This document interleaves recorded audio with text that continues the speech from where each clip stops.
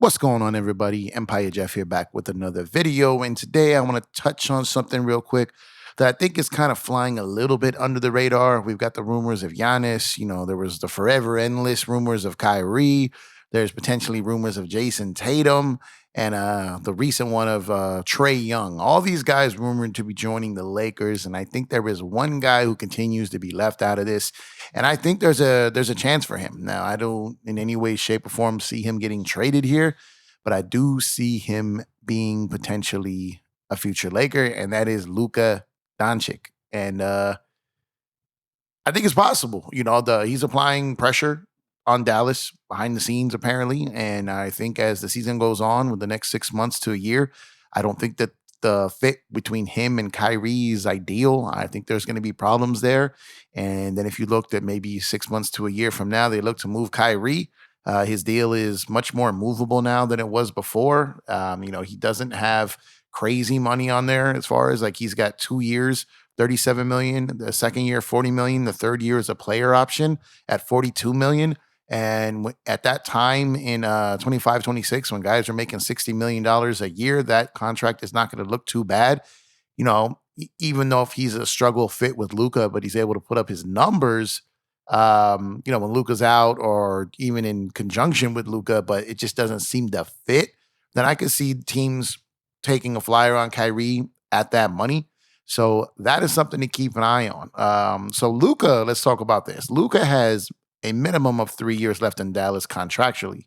Now that doesn't mean that contract can't be traded somewhere else, obviously, but he's at 40 million this year, 43 next year, 45 the year after that. Now in 2026-27, in the summer of 26, which is the summer that I keep telling people about, that's going to be massive. He's got a $48 million player option. Now, I don't see any way, shape, or form other than some kind of drastic injury to where he opts into that deal. So Luka's got 3 years left on his deal, essentially, if he continues to be the player that he is and even ascends, right? So after this year, he's got 2 years guaranteed left on his deal, which if you're going to trade him, if you have to trade him, teams can get 2 years out of him next summer if he's moved. And they would offer a lot more versus a team that, may see him as a rental for 1 year or half a season in that third year. So it could be the summer of Luka next year. And thinking about it, if Dallas does not make the playoffs again, if they regress, if they lose their pick to the Knicks somehow, because I think Knicks have a top 10 Dallas has top 10 protection on that pick. So if they tank to just keep that pick again, how much is Luka gonna really want to continue to do that? So if you think about it, last year they go out, they make the trade for Kyrie, they do these things, and then they intentionally tank just to miss the playoffs to keep their lottery pick.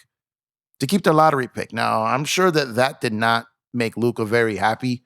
And if they do that again, then I could see next summer him, causing some trouble for them. And they got to be careful. And Mark Cuban, he spends a lot of time worried about other teams' business, and he needs to really start worrying about his.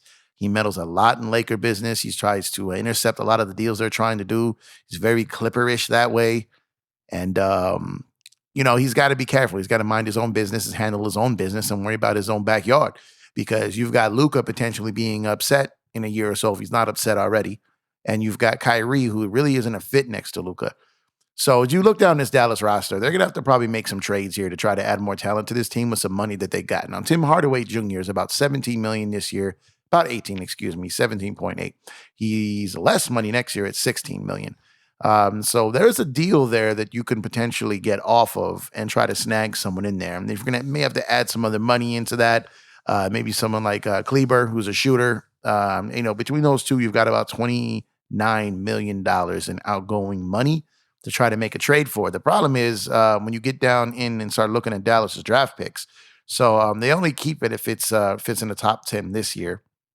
And then for 2025, basically if it slides top 10. So and then, they've got their 2026, their 2027, their 2028. So they've got picks here, but they won't be able, they can't trade in concessions. So like they'll only of these one, two, three, four, five. That's only if it doesn't go to New York, and you have to wait till the lottery to determine if that pick can even be traded. So and then the 24, 25 being pinned into New York there. So he might not even be able to trade any of those. So 27 and 28 would be the one you'd be looking at. So, if you're going to offer something, when you're trying to move like a Tim Hardaway Jr. or a Kleber and one of those first round picks, what could you really get, in that range? So look for Dallas to really look to shake some things up here because, as I mentioned, Luka's probably 3 years maximum left on his deal after this summer. After next summer, 2 years left, and he's going to really start applying pressure. Is the Kyrie situation going to work? And their depth is not great. Like they don't have a bunch of guys on this roster. I do like the Grant Williams pickup, but Rashard Holmes, Derek Lively is a rookie. Josh Green is an okay player. They brought Steph Curry in at about $4 million a year. For Seth, that's pretty cheap. Dwight Powell's got 2 years left at $4 million per with a player option, the same year that Kyrie does. Dante Exum is Dante Exum. He's not going to give you much. And then, they brought in Derrick Jones Jr. on essentially a minimum.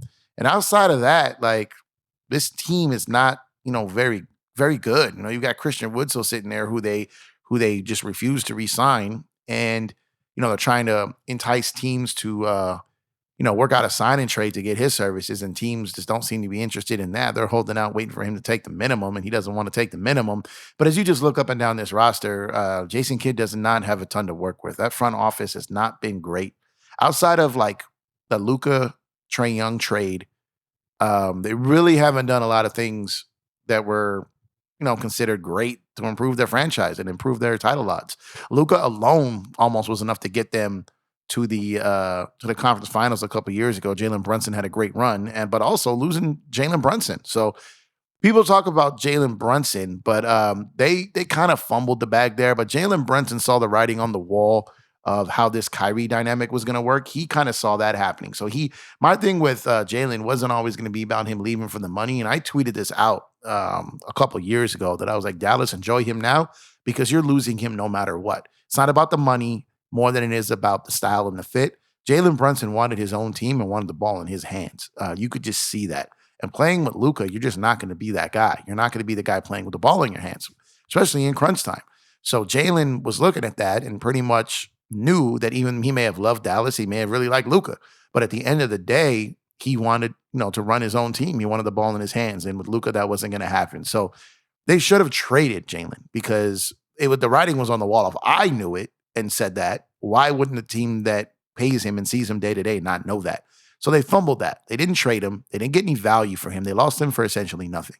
Then they go on and trade their wing depth and defense for Kyrie, and Kyrie does not fit great with Luka. So they're probably going to have to at some point move Kyrie to try to find something that's a better fit for Luka. And moving Kyrie and some of these other pieces might be the way to do it. And I still don't know if that's going to be enough. So the more I think about it, the more I think that Luka is going to be in a situation where he might demand a trade as early as next summer. I don't see anything happening during this season at the trade deadline, no matter how crazy things get. Even if he does, voice his displeasure with the organization, they know they have him contractually for at least 2.5 more seasons. So they're not going to panic. But come summertime, if he starts, putting stuff out there publicly, even if they go into that 24-25 season and get to about the trade deadline, that's probably the peak back of what you can get for him, because it's not necessarily a rental, because the team would have another season and a half with him to sell them on their city, on their franchise, on their organization, fan base, whatever. But if you wait to the summer of 2025, when he's got 1 year left on his deal and there are no indications that he's going to opt into that player option, then the team's offer for him for 1 year left on his deal, one season, might be a little less, because it could be perceived to be a rental for only one season, and teams tend to shy away from that. So that's important to keep an eye on. So Kyrie is going to be a very important name to watch this season in regards to Luka, because if and when that fit continues to not really work, then Kyrie could be on the trade deadline as early as January 15th. And that's extremely interesting. So I don't necessarily know a deal out there off the top of my head right now. But if you just look around and Kyrie becomes available, there are teams that would be interested. You just have to try to find a player that can come in and fit with Luka that you can obtain by moving Kyrie. And that is where the challenge is going to be. As I mentioned earlier, you do have Tim Hardaway, you do have Kleber, you do have some guys that you can move. Maybe teams will be interested in a Lively, but I find it hard to believe that they tanked just to keep their lottery pick, to trade their lottery pick, unless it's the real impactful player. So let me know what you guys think in the comment section below. As always, please like, subscribe, and share the video. If you're new to the channel, please subscribe. And I'll catch you guys on the next one. As usual, you can find me on Twitter/X at EmpireJeff_, and here on YouTube at EmpireJeffTV. Appreciate the time spent with you guys, and I'll catch you guys on the next one.